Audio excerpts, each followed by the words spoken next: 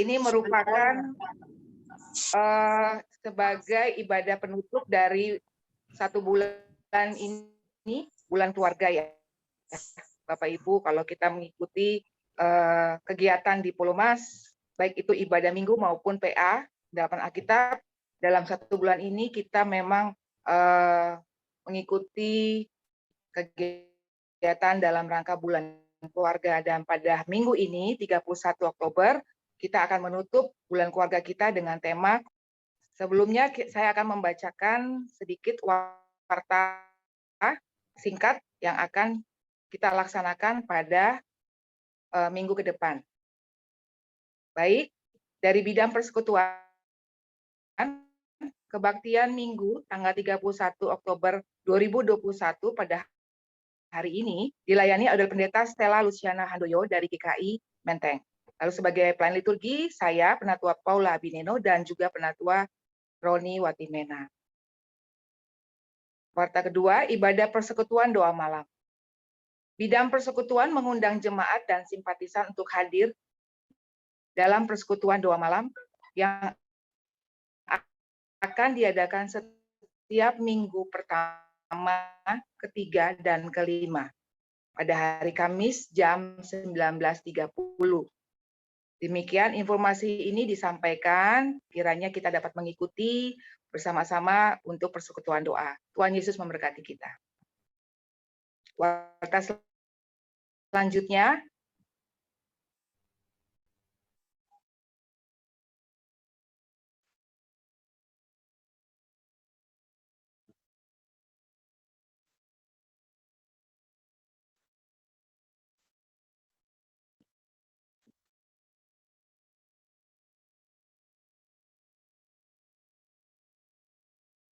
as well, untuk selanjutnya saya belum dapat,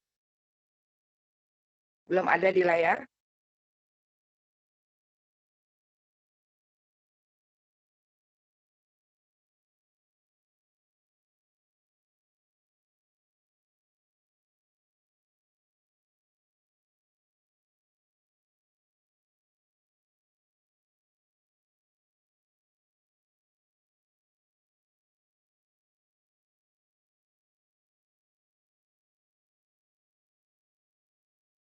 Dari Komisi Anak, ibadah anak dilakukan setiap minggu pukul 10.30 sampai jam 12 siang ini secara daring atau Zoom meeting. Lalu Komisi Anak dari Bajem Harapan Kita Bekasi, ibadah anak dilakukan juga setiap minggu secara online melalui YouTube channel GKI Pulomas Bajem Harapan Kita.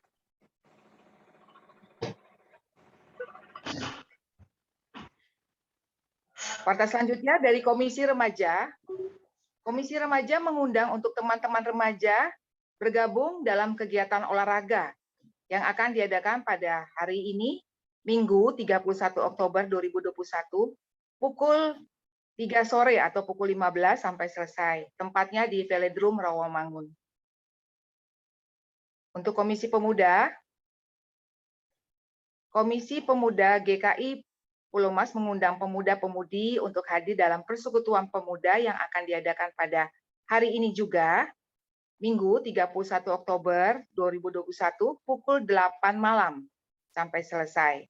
Pelayan firman dilayani oleh Kak Jessica Nahumuri dengan tema lagu dan nyanyian. Kegiatan ini juga dilakukan secara Zoom meeting.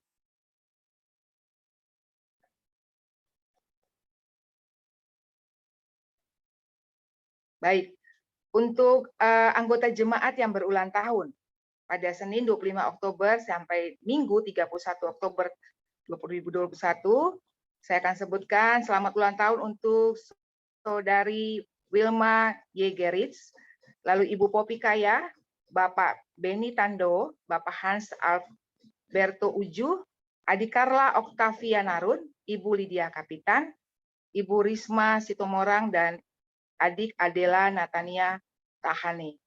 Dari Bajem Harapan Kita, ada Ibu Lydia Kapitan, Ibu Risma Sitomorang, dan Adela Natania Tanahe. Itu Bapak Ibu, untuk jemaat yang berulang tahun, kami majelis memberkati dalam pertambahan usia.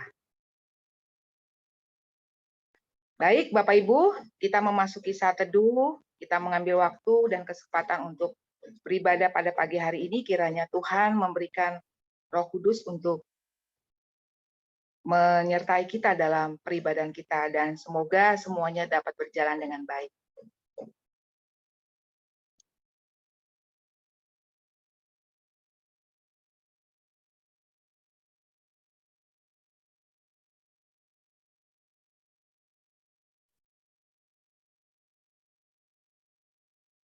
Kita akan memasuki panggilan beribadah. Saya undang jemaat berdiri, kita akan melakukannya secara berbalasan. Saya mulai. Haleluya, pujilah Tuhan di sorga. Pujilah Dia, hai segala malaikatnya.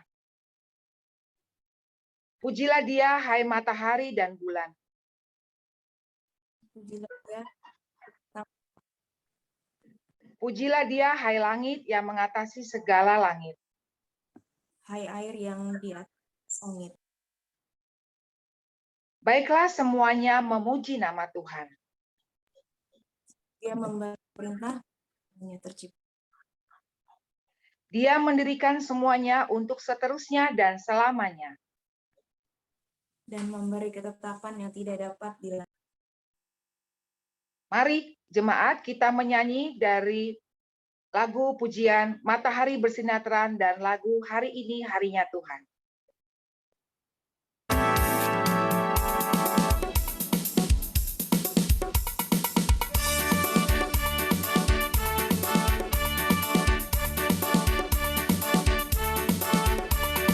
Matahari bersinar terang, burung berkicaulah senang, harum semerbaklah bunga di padang, semuanya mengajak kepada kita, kan memuji nama Tuhan yang besar, kan memuji nama Tuhan yang besar. Matahari bersinar terang, burung berkicau sinar terang, harum berkicaulah si padang, hawanya mengajak kepada padang, semuanya mengajak Tuhan yang besar, dan memuji nama Tuhan yang besar, dan memuji nama Tuhan yang besar, dan memuji nama Tuhan yang besar.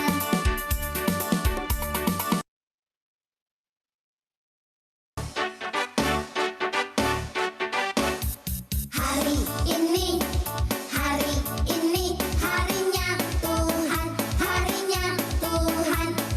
Mari kita bersukaria, bersukaria. Hari ini harinya Tuhan. Mari kita bersukaria. Hari ini harinya Tuhan. Hari ini harinya Tuhan, harinya Tuhan. Mari kita bersukaria, bersukaria. Hari ini harinya Tuhan. Mari kita bersukaria. Hari ini harinya Tuhan.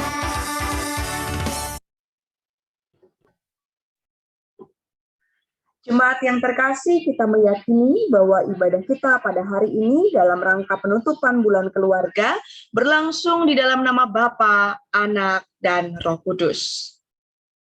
Amin. Amin. Tuhan beserta saudara. Dan beserta saudara. Silakan duduk.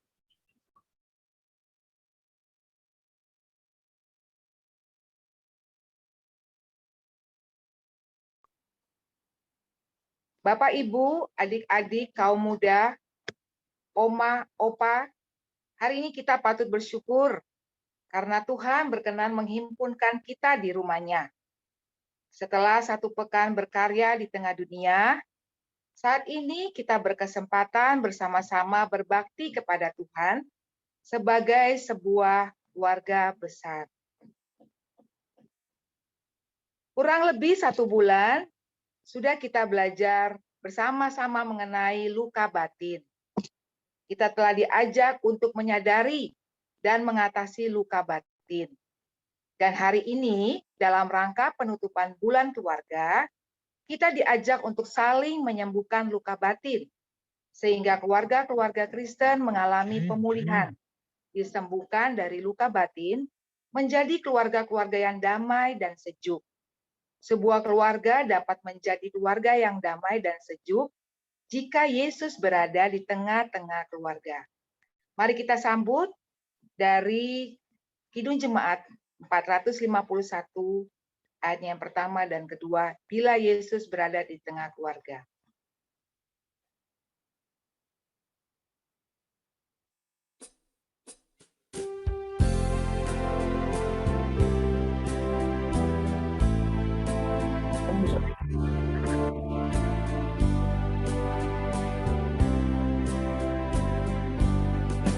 Bila Yesus berada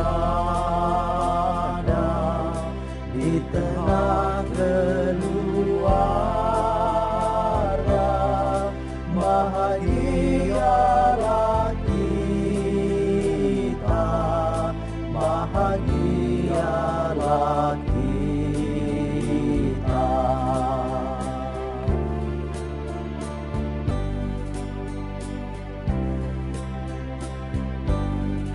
Bila Yesus berkuasa di tengah keluarga,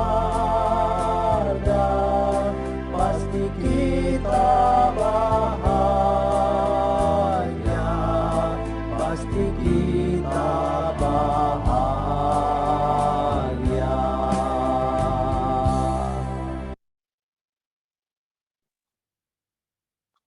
Mari jemaat, kita masuk dalam pengakuan dosa.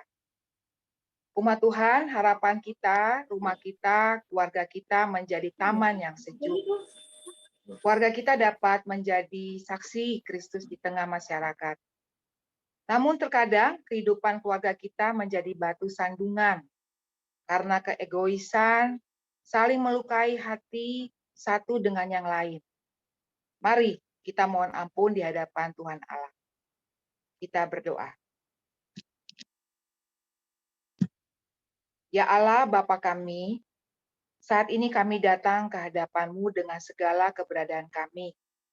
Kami sadar, kami sering mendukakan hati-Mu dengan pikiran, perkataan, dan perbuatan kami.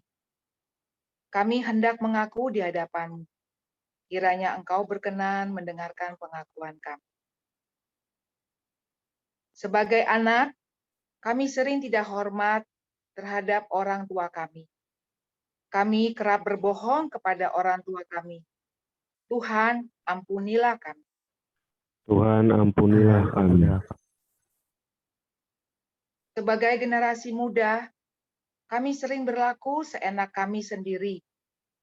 Keegoisan kami melukai hati orang tua, adik, dan teman-teman kami. Tuhan, ampunilah kami. Tuhan, ampunilah kami. Sebagai orang tua, kami sering memaksakan kehendak kepada anak-anak kami.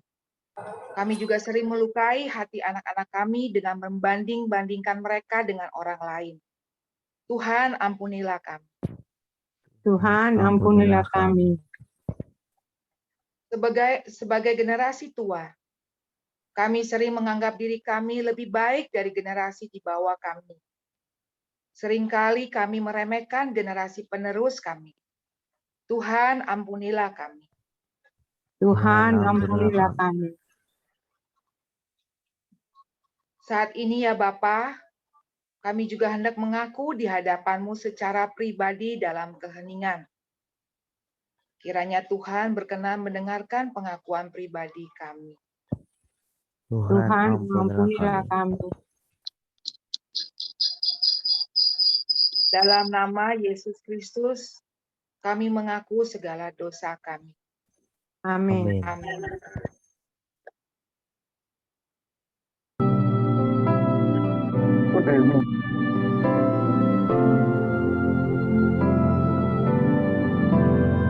Kita menyanyi mengasihi lebih sungguh.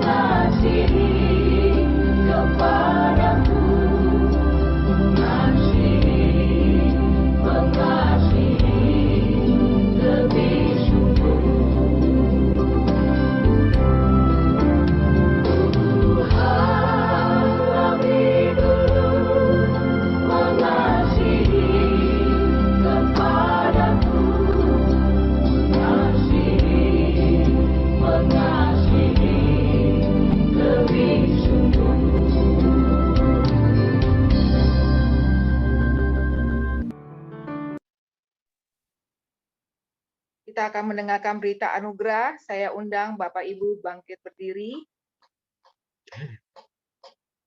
Bagi kita yang telah mengaku dosa di hadapan Tuhan, dengarlah anugerah pengampunan dari Allah, seperti yang tertulis dalam Kisah Para Rasul 13, ayatnya yang ke-38 sampai 39, yang berbunyi demikian. Jadi ketahuilah, hai saudara-saudara, oleh karena Dialah maka diberitakan kepada kamu pengampunan dosa. Dan di dalam Dialah, setiap orang yang percaya memperoleh pembebasan dari segala dosa, yang tidak dapat kamu peroleh dari hukum Musa. Demikianlah berita anugerah dari Tuhan. Syukur pada Allah. Damai Tuhan beserta kita. Sekarang dan selamanya. Kita sambut dari PKJ 221, kasih Allah pengikatnya.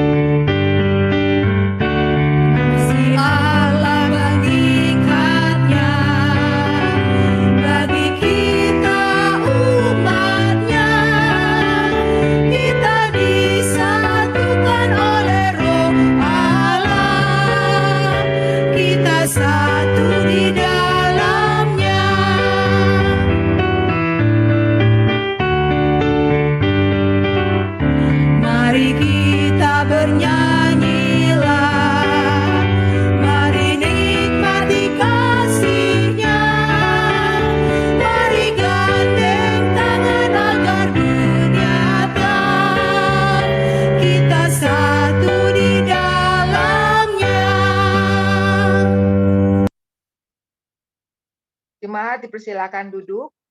Kita akan memasuki pelayanan firman yang akan dipimpin oleh Ibu Pendeta Stella. Silakan, Ibu. Mari Bapak Ibu, saudara-saudari, adik-adik, kita mau bersama-sama mempersiapkan hati dan pikiran kita. Kita mau mohon pimpinan Roh Kudus. Sebelumnya mari kita bersama-sama berdoa. Allah Bapa yang bertahta di dalam kerajaan sorga, pada pagi ini kami memberi diri untuk dengar-dengaran akan kebenaran firman-Mu. Karena kami menyadari bahwa kami adalah pribadi yang rapuh, kami adalah pribadi yang rentan jatuh dalam dosa dan juga kesalahan. Kami membutuhkan tuntunan-Mu Tuhan, kami membutuhkan topangan Tuhan. Melalui kebenaran firman Tuhan, biarlah itu boleh menjadi penuntun di dalam setiap langkah-langkah kaki kami. Dan kami memohon pada saat ini, biarlah Roh Kudus Tuhan memenuhi hati dan juga pikiran kami. Kami dimampukan untuk boleh membaca dan memahami, tapi tidak berhenti sampai di situ. Kami juga dimampukan untuk terus diberikan kekuatan dan juga berproses untuk melakukan apa yang Tuhan kehendaki untuk kami kerjakan, untuk kami lakukan di dalam kehidupan kami. Bersabdalah ya Allah kepada setiap kami, karena sesungguhnya kami telah sedia untuk mendengarkannya. Berkati hamba-Mu agar dapat juga menyampaikan kebenaran seturut dengan kehendak Tuhan. Di dalam nama Tuhan Yesus Kristus, Sang Juru Selamat kehidupan kami berdoa. Amin. Mari kita bersama-sama mempersiapkan Alkitab kita. Kita membuka dari Kejadian 50, ayat 15 sampai dengan 21. Lalu nanti kita lanjutkan dengan Yakobus pasal 5, ayat 15 sampai ayatnya yang ke-16.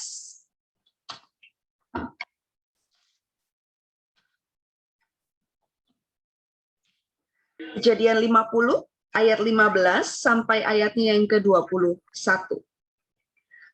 Ketika saudara-saudara Yusuf melihat bahwa ayah mereka telah mati, berkatalah mereka, boleh jadi Yusuf akan mendendam kita dan membalaskan sepenuhnya kepada kita segala kejahatan yang telah kita lakukan kepadanya. Sebab itu mereka menyuruh menyampaikan pesan ini kepada Yusuf. Sebelum ayahmu mati, ia berpesan, beginilah harus kamu katakan kepada Yusuf, ampunilah kiranya kesalahan saudara-saudaramu dan dosa mereka, sebab mereka telah berbuat jahat kepadamu. Maka sekarang ampunilah kiranya kesalahan yang dibuat hamba-hamba Allah ayahmu. Lalu menangislah Yusuf ketika orang berkata demikian kepadanya. Juga saudara-saudaranya datang sendiri dan sujud di depannya, serta berkata, kami datang untuk menjadi budakmu. Tapi Yusuf berkata kepada mereka, janganlah takut, sebab aku inikah pengganti Allah? Memang kamu telah mereka-rekakan yang jahat terhadap aku, tetapi Allah telah mereka-rekakannya untuk kebaikan, dengan maksud melakukan seperti yang terjadi sekarang ini, yakni memelihara hidup suatu bangsa yang besar. Jadi janganlah takut, aku akan menanggung makanmu dan makan anak-anakmu juga. Demikianlah ia menghiburkan mereka dan menenangkan hati mereka dengan perkataannya. Kita lanjutkan membaca dari Yakobus 5, ayat 15 sampai 16. Dan doa yang lahir dari iman akan menyelamatkan orang sakit itu, dan Tuhan akan membangunkan dia. Dan jika ia telah berbuat dosa, maka dosanya itu akan diampuni. Karena itu hendaklah kamu saling mengaku dosamu dan saling mendoakan supaya kamu sembuh. Doa orang yang benar, bila dengan yakin didoakan, sangat besar kuasanya. Demikianlah firman Tuhan. Yang berbahagia ialah mereka yang mendengarkan firman Tuhan dan yang memeliharanya. Haleluya.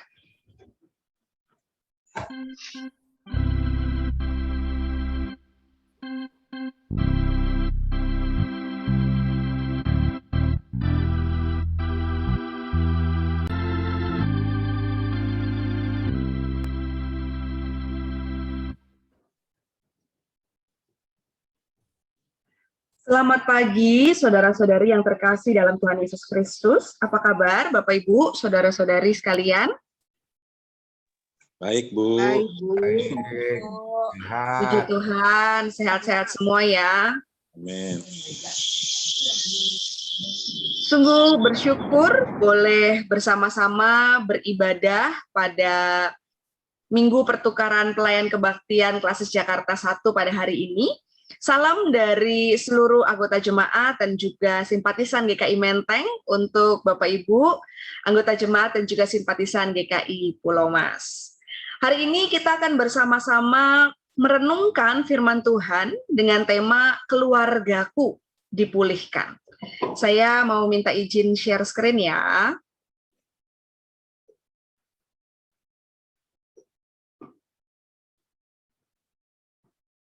Semoga sudah terlihat. Ya. Kita hari ini akan sama-sama merenungkan keluargaku dipulihkan. Kalau berbicara tentang keluarga, kita perlu menyadari bahwa tidak ada keluarga yang sempurna, gitu ya. Keluarga yang sempurna itu hanya keluarga cemara. Ya, keluarga yang ada di TV, gitu ya. Pada kenyataannya namanya keluarga, kita perlu bersama-sama mengakui bahwa nggak ada yang sempurna gitu ya. Dan dalam kehidupan kita, di dalam dan di tengah keluarga, itu rentan bagi kita untuk terluka dan melukai. Seperti telur yang ada dalam sebuah keranjang, kalau berdekatan itu rentan retak. Tapi kalau berjauhan ya kan nggak bersentuhan gitu ya, maka ya biasanya lebih aman. Maka kita perlu menyadari, ya nggak ada lah yang sempurna gitu ya. Setiap orang di tengah keluarga mungkin terluka. Luka batin itu bisa terjadi. Baik itu kita sebagai anak, baik kita sebagai orang tua maupun pasangan. Kita bisa jadi punya luka. Dan ada orang-orang yang kadang mungkin ngerasa gini, saya kok kayaknya ngerasa enggak hidup saya baik-baik aja gitu ya. Bisa jadi Bapak Ibu, luka itu memang tidak disadari. Tapi biasanya kalau ada triggernya, wah itu kesentil dikit tuh senggol bacok gitu ya namanya ya. Jadi misalnya kita waktu kecil, kita itu sering diremehkan misalnya ya, maka ada sebuah lubang yang menganga di dalam hati dan jiwa kita, jadi nggak sehat gitu ya, yang membuat kita secara tidak langsung quote unquote itu menderita.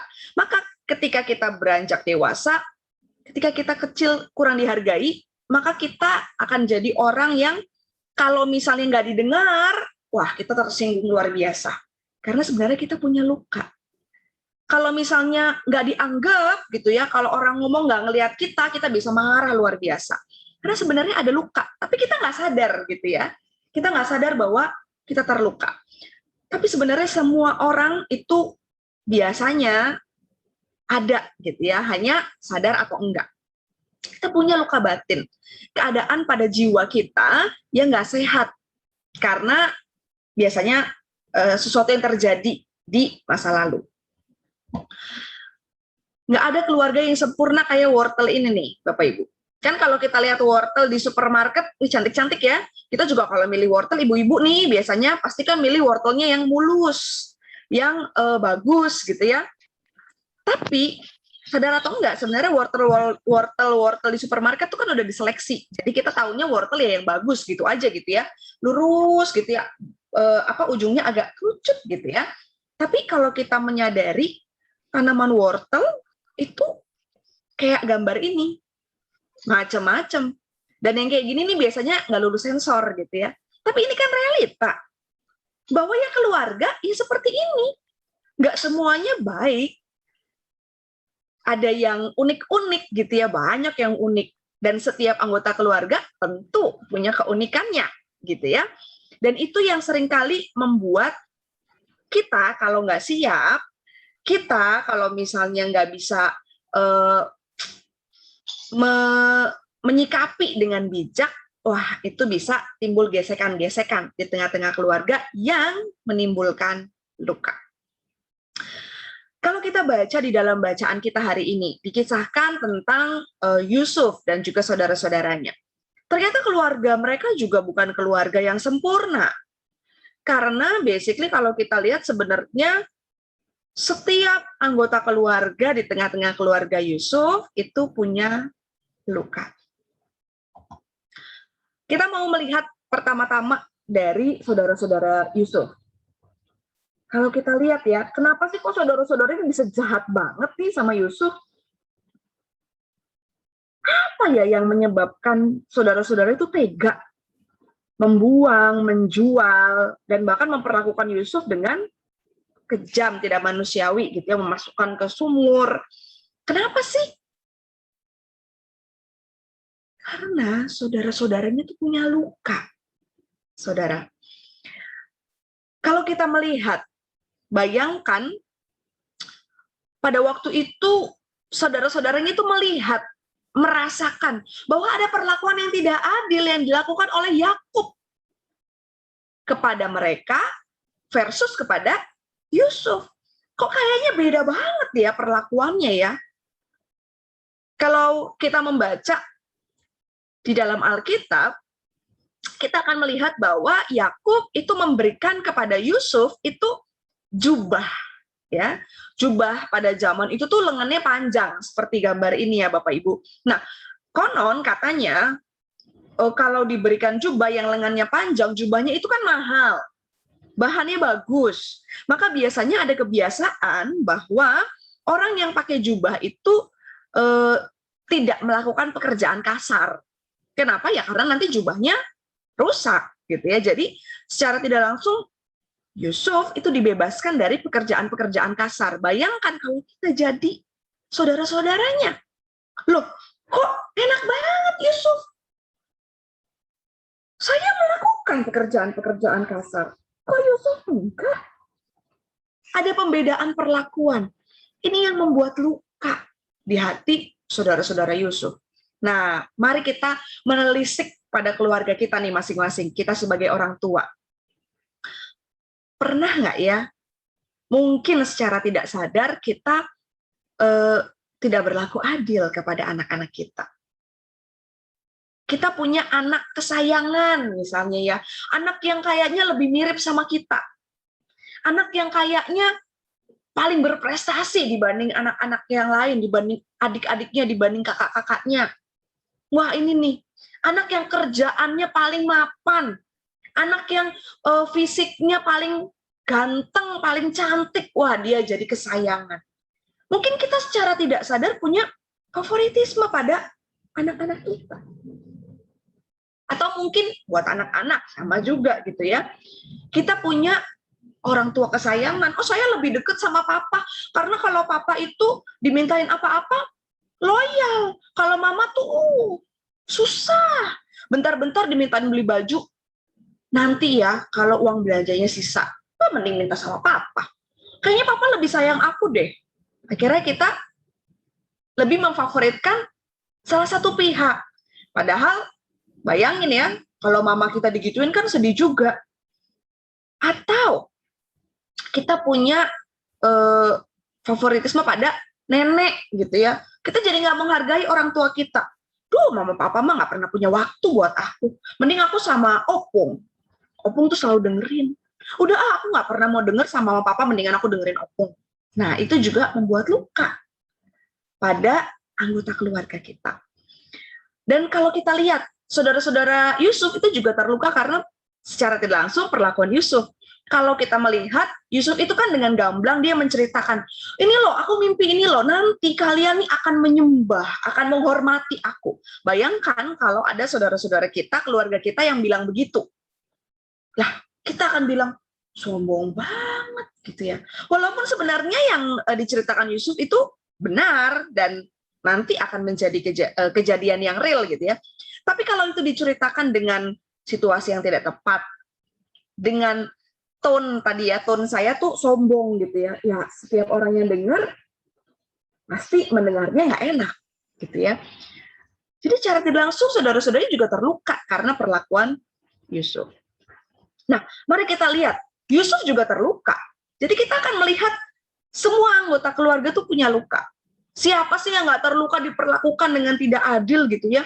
Ia dijual, ia harus jadi budak. Yusuf menderita, dipisahkan dari orang tua gitu ya, pasti sakit. Dan kalau kita melihat Yusuf tuh kan berjuang, dia jadi budak itu bukan satu situasi yang mudah. Dia sendirian, dia sebatang kara. Dia terluka. Yakub, ayahnya. Kenapa Yakub berlaku tidak adil? Nah, kalau dirunut ke belakang, kita juga akan melihat Yakub juga punya luka. Bayangkan dia bekerja keras buat dapetin Rahel, tapi udah kerja keras yang dikasih bukan Rahel, Lea. Sakitnya tuh di sini gitu ya. Bayangkan kita mencintai seseorang, kita kerja keras, banting tulang sedemikian rupa, udah ngarep, nggak dapet, harus kerja lagi, luka. Dan itu yang membuat secara tidak langsung Yakub jadi nggak adil. Yakub jadi lebih sayang sama Yusuf. Tapi luka ini itu tuh kayak lingkaran setan gitu ya. Ketika kita terluka, kita tuh rentan juga bisa melukai. Jadi terus gitu ya, akan berulang. Maka setiap kita, kalau kita menyadari, sadar atau tidak sadar, kita tuh pernah terluka, kita perlu dipulihkan. Supaya nggak berulang. Supaya kita nggak ngulangin kesalahan yang sama. Kalau kita tidak suka, kita tuh diremehkan, kita tidak suka, kita dibanding-bandingkan, kita tidak suka, kita direndahkan, kita tidak suka, kita dikasari, kita jangan melakukan itu. Tapi kenyataannya orang yang pernah terluka itu kadang nggak sadar bahwa kita bisa juga melukai. Maka kita perlu dipulihkan di dalam kehidupan kita. Luka itu jadi penghambat. Kalau luka itu ada di tengah keluarga, maka luka itu akan jadi penghambat di tengah keluarga kita. Kita akan sulit untuk mengasihi dengan tulus. Kita akan sulit untuk bisa berbagi dengan tulus. Keluarga kita akan terhambat dalam saling mengasihi. Maka kita perlu pemulihan dari Tuhan. Bukan cuma diri kita, tapi secara lebih luas, keluarga kita. Bukan cuma kita yang perlu dipulihkan, tapi keluarga kita juga perlu dipulihkan. Yang seringkali menjadi pertanyaan yang banyak ditanyakan orang, katanya ketika kita mau dipulihkan, kita tuh harus mengampuni, kita tuh harus melupakan. Wah, Bu Pendeta, ini perkara yang susah nih. Karena kalau mengampuni sama dengan melupakan, saya nggak bisa. Saya nggak bisa melupakan gimana perihnya hati saya ketika fitnah itu diucapkan oleh orang terdekat. Saya nggak bisa lupa gimana saya ditipu, sehingga keluarga saya harus terpuruk di titik terendah. Anak-anak saya nggak bisa sekolah, saya nggak bisa lupa rasanya. Apakah dengan ketika saya tidak bisa melupakan itu artinya saya tidak bisa mengampuni? Kalau gitu, wah, susah Bu Pendeta. Saya nggak pernah bisa lupa. Bapak, Ibu, Saudara, mengampuni itu sebenarnya tidak sama dengan melupakan. Kalau mengampuni sama dengan melupakan, maka kita akan jadi orang yang tidak akan pernah bisa mengampuni, karena basically kita nggak bisa melupakan. Memori itu akan terus tersimpan di dalam pikiran kita. Kita bukan orang yang mudah melupakan. Tapi kita mau belajar bahwa ketika kita mau mengampuni, itu bukan melupakan. Mengampuni itu bukan menghapus memori. Tapi mengampuni itu adalah ketika kita dipulihkan, heal, memori kita itu disembuhkan gitu ya. Jadi bukan dibuang ya. Kalau kita punya handphone, handphonenya rada ngehang kan kita nggak buang ya, tapi kita servis. Nah, seperti itu. Kita mau dipulihkan, kita tuh menyembuhkan, di healing memorinya, ya. Jadi bukan dihapus, kita dipulihkan. Ketika kita mau disembuhkan, dipulihkan, maka kita itu akan menerima hati yang baru. Saya mau putar sebuah video, Bapak Ibu.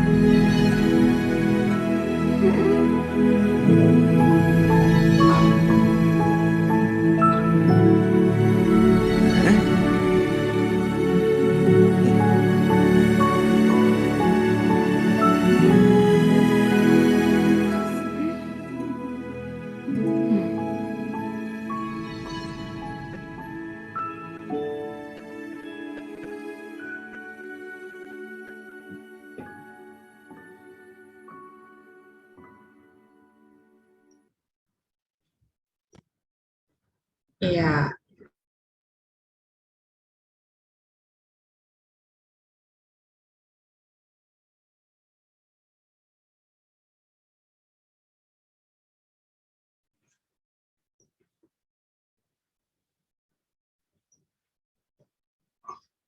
kalau kita melihat video tadi gitu ya, jadi bukan kita melupakan gitu ya, tapi ketika kita dipulihkan. Dan pemulihan itu bisa terjadi ketika kita memberi diri untuk Kristus. Ketika kita menerima supaya Kristus itu memulihkan hati kita gitu ya, maka Kristus akan memberikan kepada kita hati yang penuh kasih. Hati yang bisa juga memulihkan orang-orang di sekitar kita. Nah, kalau kita melihat di dalam bacaan kita, ya, melupakan. Kenapa? Karena kalau kita melihat, Yusuf itu berkata, memang kamu telah mereka-rekakan yang jahat terhadap aku. Jadi Yusuf menyadari nih, bahwa apa yang dilakukan oleh saudara-saudaranya itu jahat. Lihat ya. Jadi Yusuf nggak lupa loh pada apa yang dilakukan oleh saudara-saudaranya. Jahat yang mereka lakukan.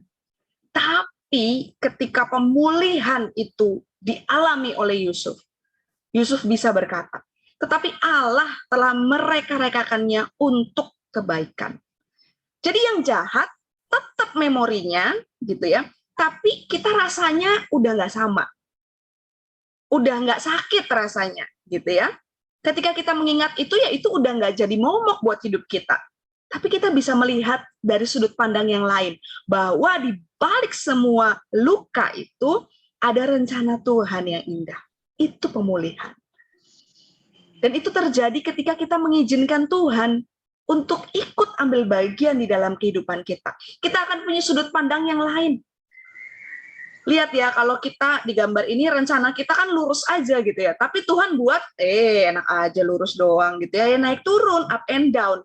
Dan kalau kita bisa melihat itu dari sudut pandang Allah, maka kita akan semakin memaknai hidup kita. Bahwa naik turunnya hidup, jatuh bangunnya kita, itu dibuat untuk kebaikan kita. Seperti Yusuf. Dia menghayati ketika dia dipulihkan bahwa segala luka batin yang terjadi di dalam hidupnya itu dikerjakan oleh Allah untuk membawa kebaikan. Nah, ketika kita bisa mau dalam proses dipulihkan, maka kita juga mau menyadari, bukan cuma saya yang harus dipulihkan, tapi keluarga saya. Lihat video tadi, Bapak Ibu, ketika si anak itu dipulihkan oleh Tuhan, nggak berhenti sampai di situ. Dia peluk orang tuanya, keluarganya dipulihkan. Dia peluk orang yang melukainya, seorang bapak tadi ya di toko itu ya, yang mungkin memperlakukan dia dengan kasar. Dia peluk, dia pulihkan. Teman-temannya yang mungkin mengejek, mendiskreditkan, merendahkan, dia peluk, dia pulihkan. Artinya pemulihan itu bukan cuma sekedar bicara tentang saya sembuh, saya bisa mengampuni, tapi kita juga rindu supaya orang-orang terdekat kita juga pulih. Karena kalau cuma kita yang pulih, benang ruwetnya itu belum selesai, gitu ya. Ketika orang lain terluka dan nggak pulih, ya orang itu juga rentan melukai kita lagi, gitu ya. Maka kita rindu orang-orang di sekitar kita juga dipulihkan. Dan yang paling bisa memulihkan bukan kita pertama-tama, tapi Tuhan.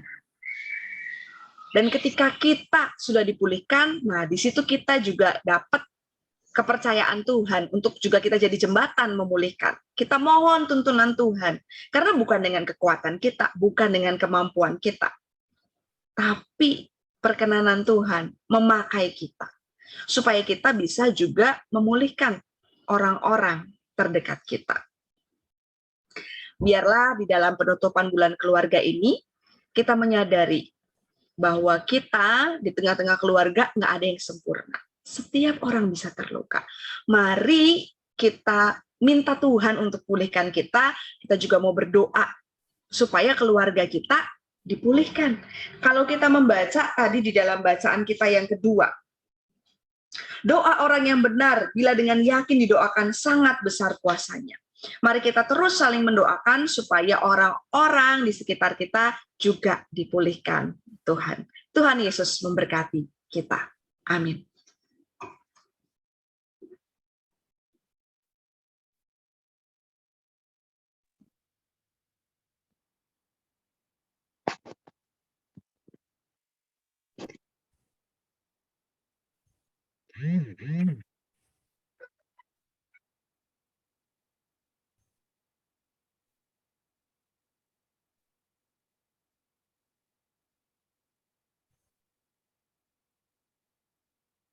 Baik, Bapak Ibu, kita akan memasuki pengakuan iman. Saya undang Bapak Ibu bangkit berdiri.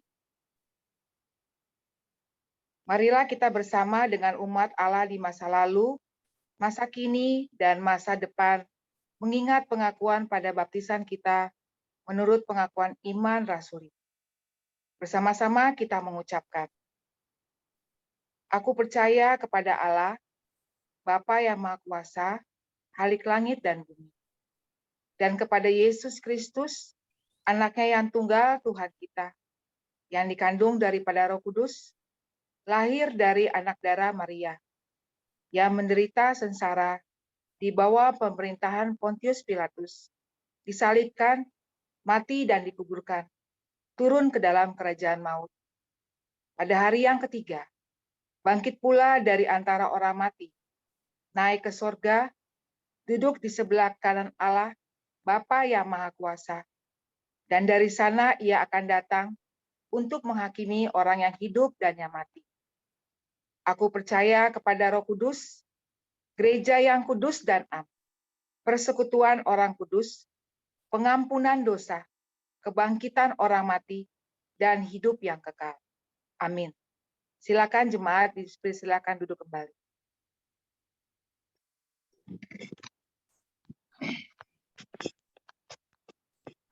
Mari kita bersama-sama menaikkan doa syafaat kita.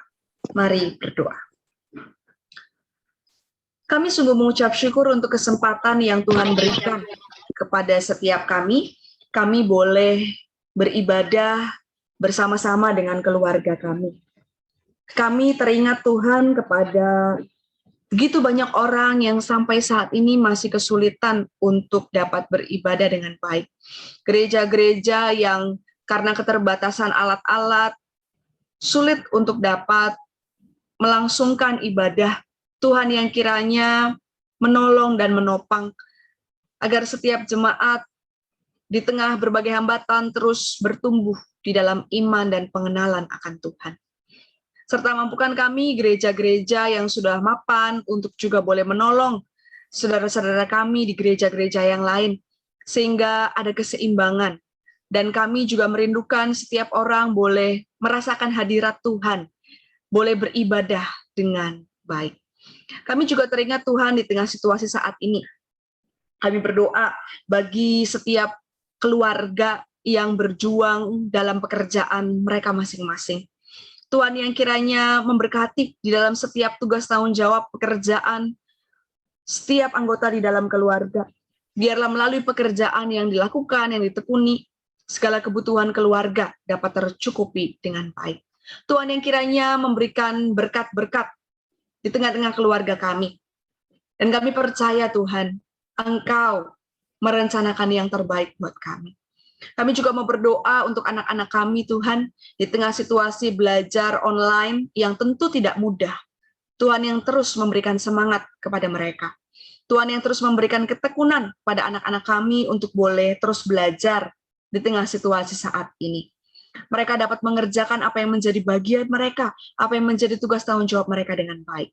Kami juga teringat Tuhan, untuk saudara-saudara kami yang saat ini sedang sakit ataupun dalam proses pemulihan.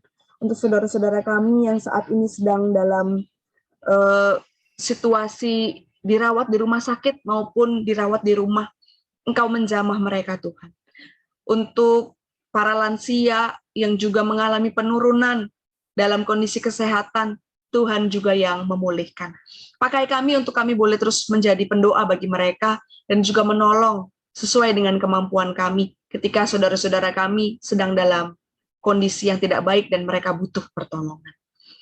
Pakailah kami Tuhan dimanapun Tuhan menempatkan kami, agar kami boleh memancarkan kasih Kristus.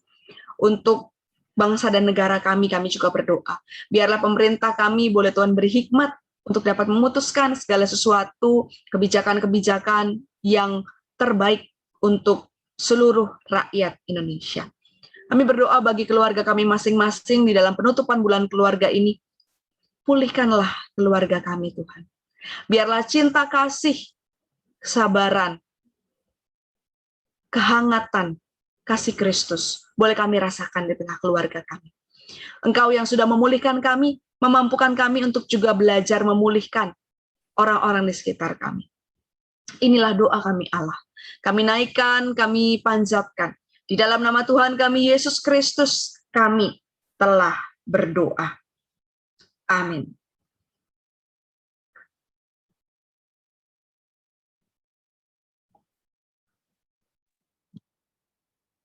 Baik Bapak Ibu, kita akan memasuki persembahan. Seperti biasa, persembahan dapat ditransfer melalui rekening gereja, baik itu yang di Induk maupun yang di Bajem. Untuk persembahan kali ini, kita mengingat akan firman Tuhan dari 1 Tesalonika 5, ayat yang ke-18 yang berkata, "Bersyukurlah dalam segala hal, sebab itulah yang dikehendaki Allah di dalam Kristus Yesus bagi kamu." Kita angkat pujian dari Kidung Jemaat 289, Tuhan Pencipta Semesta.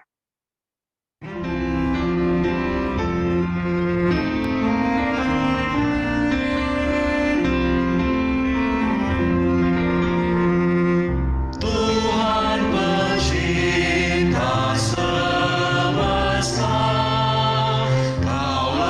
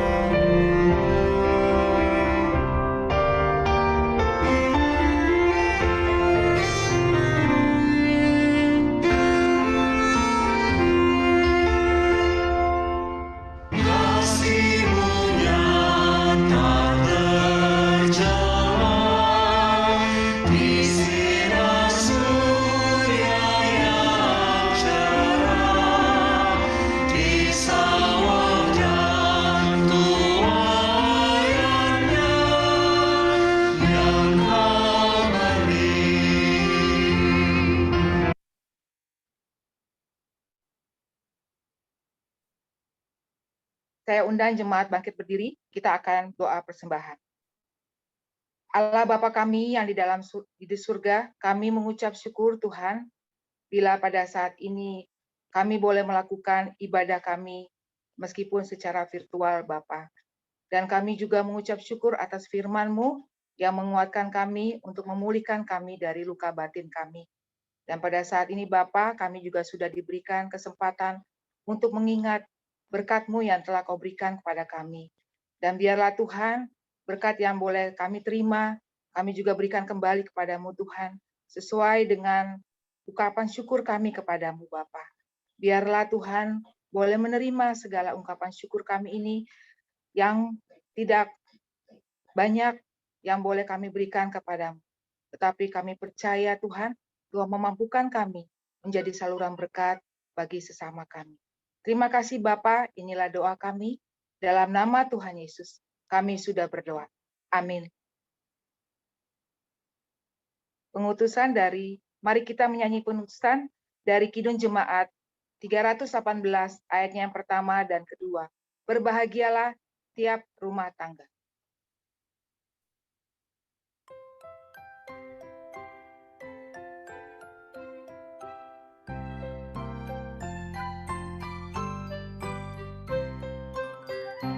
Berbahagia tiap rumah tangga di mana kaulah tamu yang tetap dan merasakan tiap sukacita tanpa Tuhan yang tidaklah lengkap.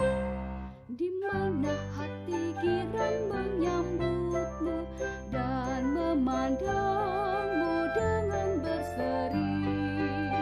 Tiap anggota menanti sabdamu dan taat akan firman yang kau beri.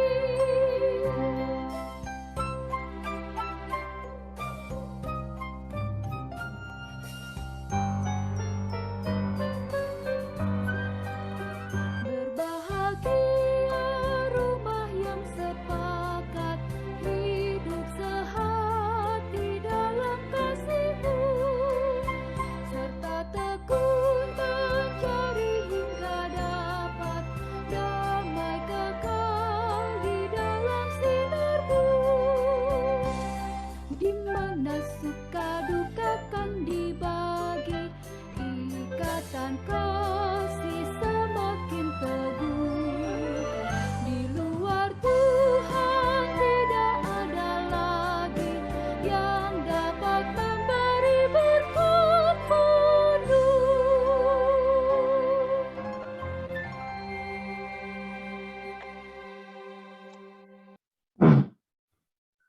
Jemaat yang terkasih, marilah kita mengarahkan hati kita kepada Tuhan. Semoga anak-anak lelaki kita seperti tanam-tanaman Yang tumbuh menjadi besar pada waktu mudanya. dan anak-anak perempuan kita seperti tiang-tiang penjuru. Yang dipahat untuk bangunan istana. Semoga gudang-gudang kita penuh mengeluarkan Mengeluarkan beraneka ragam barang. Semoga kambing domba kita menjadi beribu-ribu. Berlaksa-laksa di padang-padang kita. Semoga lembu sapi kita sarat. Semoga tidak ada kegagalan dan tidak ada keguguran. Dan tidak ada jeritan di lapangan-lapangan kita. Berbahagialah bangsa yang demikian keadaannya. Berbahagialah bangsa yang Allahnya ialah Tuhan. Kini terimalah berkat Tuhan.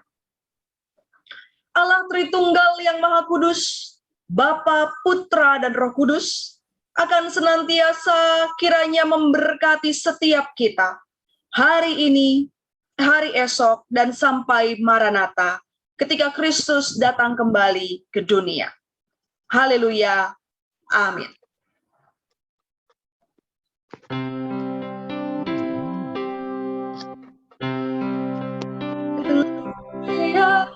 Haleluya.